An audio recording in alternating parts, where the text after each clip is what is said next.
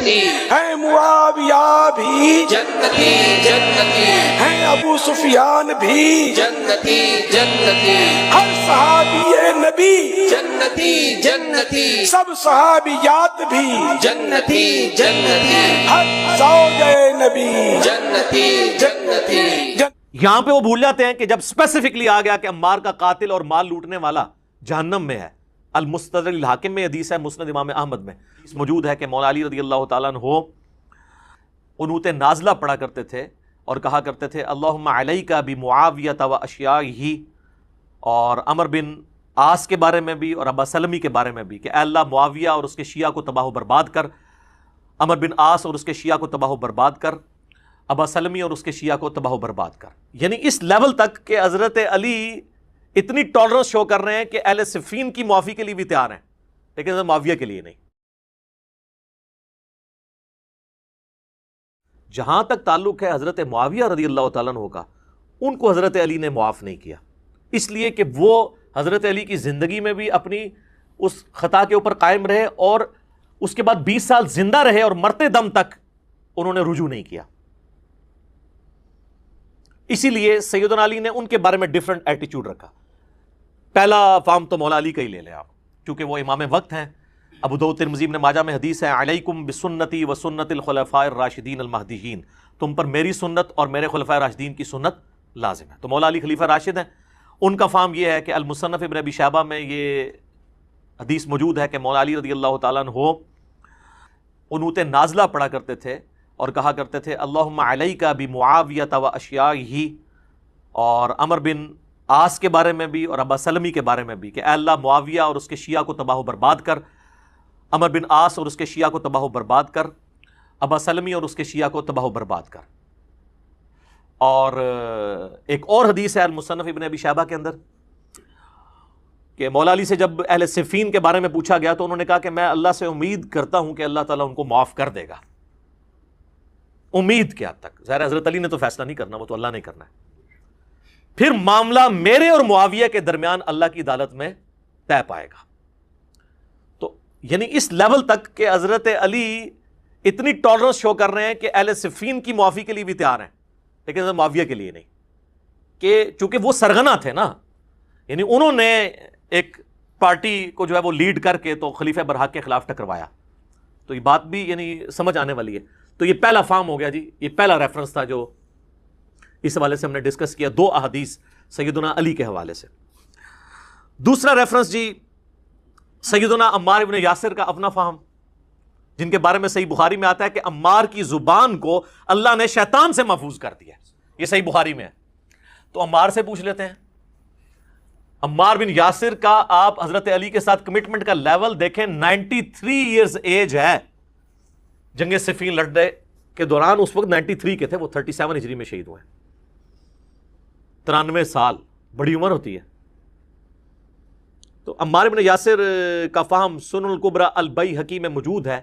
جب ان سے پوچھا گیا اہل شام کے بارے میں، یعنی یہ جو حضرت معاویہ کی جماعت ہے امیر شام کی، تو انہوں نے کہا کہ یہ نہ کہو کہ اہل شام نے کفر کیا، اس سے کم از کم رافضیت کا رد ہو گیا جو حضرت معاویہ یا ان کی جماعت کو سمجھتے ہیں کہ وہ کافر ہیں، اور اس بغاوت کو وہ دین کی بغاوت اس حوالے سے سمجھتے ہیں کہ وہ سمجھتے ہیں شاید نعوذ باللہ انہوں نے اسلام اتار کے پھینک دیا تھا. نہیں، اسلام میں وہ تھے، مسلم تھے، پولیٹیکلی انہوں نے معاملوں کو مس ہینڈل کیا، وہ بھی غلط ہے.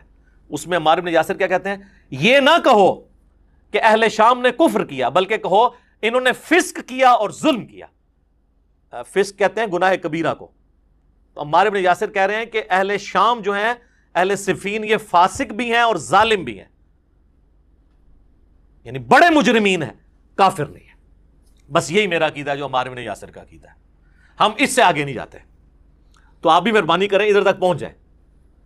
لہذا اہل صفین کو فاسق، ظالم، مجرم، باغی، دوزخ کی طرف بلانے والے، یہ سارے کے سارے الفاظ بالکل جسٹیفائی ہو گئے. عمار بن یاسر کا فہم بھی، سلف کا فہم بھی آ گیا.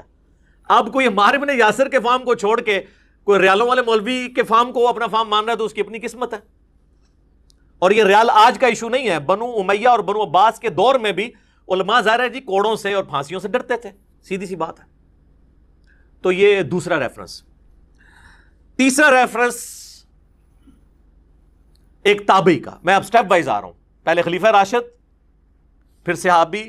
حالانکہ صحابہ میں اور بھی کئی اقسام میں بیان کر سکتا ہوں، لیکن میں اس کو سکپ کر رہا ہوں آج مال نہیں، ورنہ وہ ٹاپک اور طرف چلا جائے گا. وہ پمفلٹ میں موجود ہیں سارے. اب آ جائیں تابعی کے اوپر. صحیح مسلم میں حدیث ہے 4776. ایک تابعی ہیں عبد الرحمن بن عبد رب الکعبہ. عبد الرحمن یعنی وہ تابعی ہیں، وہ کہتے ہیں کہ میں خانہ کعبہ شریف میں داخل ہوا. صحیح مسلم 4776. ایک کہانی شریف، تاریخ شریف نہیں سر، سب احادیث شریف چل رہا ہے. تو یہ مولانا شریف نہیں ہے، مسلم شریف ہے. 4776 کہتے ہیں میں نے دیکھا کہ حضرت عبداللہ بن عمر بن عاص خانہ کعبہ کی دیوار کے ساتھ ٹیک لگائے ہوئے ہیں اور لوگوں کو احادیث بیان کر رہے ہیں. اور اس میں وہ ایک حدیث بیان کر رہے تھے کہ اپنے امیر کی اطاعت ضرور کرنی ہے جو تمہارا حکمران ہے، اور اس کے اوپر ایمفسائز کر رہے تھے. تو اس شخص نے عرض کی کہ حضرت یہ باتیں آپ نے نبی علیہ السلام سے خود سنی ہیں؟ ان کا ہاں، میرے کانوں نے سنا، میری آنکھوں نے حضور کو دیکھا، اور میرے دل نے آپ کی بات یاد رکھی کہ امیر کی اطاعت کرنی ہے ہر حال میں. تو انہوں نے کہا کہ آپ کے چچا کا لڑکا معاویہ، یعنی یہ چچا زاد لگتے تھے نا، حضرت معاویہ اور عبداللہ بن عمر بن عاص، عمر بن عاص کا جو بیٹے تھے، وہ تو ہمیں کہتے ہیں کہ ہم آپس میں ایک دوسرے کا مال حرام طریقے سے کھائیں اور آپس میں ایک دوسرے کو ناحق قتل کریں، جبکہ اللہ قرآن میں کہتا ہے سورۃ النساء آیت نمبر 29 کہ حرام طریقے سے ایک دوسرے کا مال آپس میں مت ہڑپ کرو اور ایک دوسرے کو قتل مت کرو. آپ بتائیں اب ہم اللہ کی مانیں کہ معاویہ کی مانیں؟ اب یہ ظاہر بڑی ایک سخت بات تھی. تو حضرت عبداللہ بن عمر بن عاص نے تھوڑی دیر تک خاموشی اختیار کی اور پھر سر اٹھا کے کہا کہ معاویہ کی اطاعت کرو ان کاموں میں جس میں وہ اللہ کی اطاعت کے اندر تمہیں حکم دے، اور معاویہ کی نافرمانی کرو ان کاموں میں جس میں وہ اللہ کی نافرمانی کا حکم دے. اور یہی عقیدہ مسلمان کا ہونا چاہیے. بخاری اور مسلم دونوں میں حدیث ہے، مولا علی کہتے ہیں نبی علیہ السلام نے فرمایا کہ مخلوق کی اطاعت صرف معروف کے اندر ہے، اللہ کی اطاعت کے اندر ہے. اگر وہ اللہ کی اطاعت سے باہر کی بات کریں گے پھر ان کی اطاعت نہیں کی جائے گی مخلوق کی. یہ اکثر جو یہ بات بولی جاتی ہے نا، الصحابۃ کلھم عدول، صحابہ سب کے سب عادل ہیں،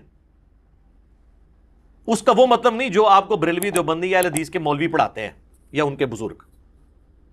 ورنہ یہاں پہ عبداللہ بن عمر بن عاص کو صحیح مسلم 4776 نمبر حدیث میں کہنا چاہیے تھا الصحابۃ کلھم عدول، سارے صحابہ عدل کرنے والے ہیں. تو تم یہ کہہ رہے ہو کہ یہ حرام خوری کا حکم دیتا ہے اور قتل ناحق کا حکم دیتا ہے، یہ کیسے ہو سکتا ہے؟ الصحابۃ کلھم عدول یہ نہ کوئی آیت ہے نہ کوئی حدیث ہے، یہ ایک سلوگن کے طور پہ جملہ محدثین کے ہاں پایا جاتا ہے کہ روایت حدیث میں تمام صحابہ عادل ہیں. کیونکہ یہ چیز جان پھٹک ہو چکی ہے کہ صحابہ کرام سے مختلف قسم کی غلطیاں ضرور ہوئیں بحیثیت انسان. محمد بن سیرین تابعی المتوفہ 110 ہجری یہ حدیث حضرت معاویہ سے روایت کرتے ہیں اور ساتھ فرماتے ہیں وَكَانَ مُعَاوِيَةُ لَا يُتَّهَمُ فِي حدیث، اور معاویہ حدیث کے معاملے میں متہم نہیں تھے، ان پر کوئی تہمت نہیں کہ انہوں نے حدیث گھڑی ہو. یہ بات ان کو کہنے کی ضرورت کیوں پڑی؟ حضرت ابوبکر عمر عثمان رضی اللہ عنہم اجمعین ان سے حدیثیں روایت کرتے ہوئے تو کبھی نہیں تابعی کہتا کہ روایت حدیث میں وہ کبھی جھوٹ نہیں بولا کرتے تھے، ان پہ کوئی تہمت نہیں ہے. مسئلہ یہ کہ حضرت معاویہ کی زندگی میں ایسے کئی ایک اعمال ہیں جو آپ سن چکے کچھ احادیث کی شکل میں، کچھ آپ پمفلٹ میں پڑھیں گے کہ اس کے بعد کسی کو شائبہ ہو سکتا تھا کہ اگر یار اس بندے کا کریکٹر ایسا ہے تو اس سے پھر حضور کی حدیثیں کیوں لی جا رہی ہیں. تو انہیں کلیئر کیا کہ وَكَانَ مُعَاوِيَةُ جہاں تک معاویہ کا تعلق ہے لا يُتَّهَمُ فی حدیث، حدیث قبول کرنے میں کوئی تہمت نہیں. الصحابۃ کلھم عدول کا مطلب یہ ہے جو رٹ لگائی ہوتی ہے جناب دیوبندیوں نے بھی جگہ جگہ صحابۃ کلھم عدول، عام بندہ سمجھتا ہے کہ قرآن آئے تو حدیث پڑھ رہے ہیں. یہ ایک جملہ ہے، ایک سلوگن ہے کہ علی بن الجاد کہا کرتے تھے مجھے یہ برا نہیں لگتا کہ اللہ تعالیٰ معاویہ کو عذاب دے. یہ جملہ آج تک میں نے کبھی بیان نہیں کیا خود اپنے ریفرنس سے. یہ اتنا بڑا جملہ بول کے جو یہ کہہ رہا ہے کہ مجھے یہ برا نہیں لگے گا قیامت والے دن حضرت معاویہ کو عذاب ہو، یہ اہل سنت کا امام ہے، احمد بن حنبل کا استاد ہے، امام بخاری کا استاد ہے، اس کی حدیث کی کتاب مانی جاتی ہے. شیخ زبیر صاحب نے بھی اس میں لکھا ہے کہ ہم اسے سکہ ہی مانتے ہیں. اس کو کیوں نہیں رافضی کہتے یا نیم رافضی کہہ دے؟ نہیں، وہ بڑا ہے. تو ہم تو سلف کا فہم عوام کے سامنے بیان کریں. یہ آپ کے سلف ان کے بارے میں لکھ کے گئے ہیں جن کا آپ جھوٹا دفاع کرتے ہیں. احمد بن حنبل سے ان کا بیٹا عبداللہ پوچھتا ہے کہ سیدنا علی اور حضرت معاویہ کے اختلاف کے متعلق آپ کی کیا رائے ہے؟ تو امام احمد بن حنبل نے تھوڑی دیر تک سر جھکائے رکھا, پھر فرمایا کیا سمندر کوزے میں بند کیا؟ میرے بیٹے خوب سمجھ لو, سیدنا علی کے دشمن بہت زیادہ تھے جنہوں نے ان کے عیوب تلاش کرنا چاہے مگر ناکام رہے. چنانچہ ان دشمنوں نے ایک متبادل چال کے طور پر اس دوسرے شخص یعنی معاویہ کو مقصد براری کے لیے موضوع پایا جو ان سے جنگیں کر چکا تھا. چنانچہ ان دشمنوں نے سیدنا علی کے مقابلے پر اس کو بڑھا چڑھا کر پیش کیا. انہوں نے کہا کہ یہ حضرت معاویہ کے بارے میں جو حدیثیں فضیلت کی مل رہی ہیں نا, حضرت علی کو تو نیچا نہیں کر سکتے تھے, یہ گھڑی ہیں انہوں نے کہ چلو ان کو تو نیچا نہیں کر سکتے کھینچ کے, ان کو ہی اوپر کر کے برابر لے آئیں اور علی معاویہ بھائی بھائی کا جالی ایک نعرہ جو ہے وہ چاکنگ کروا دیں.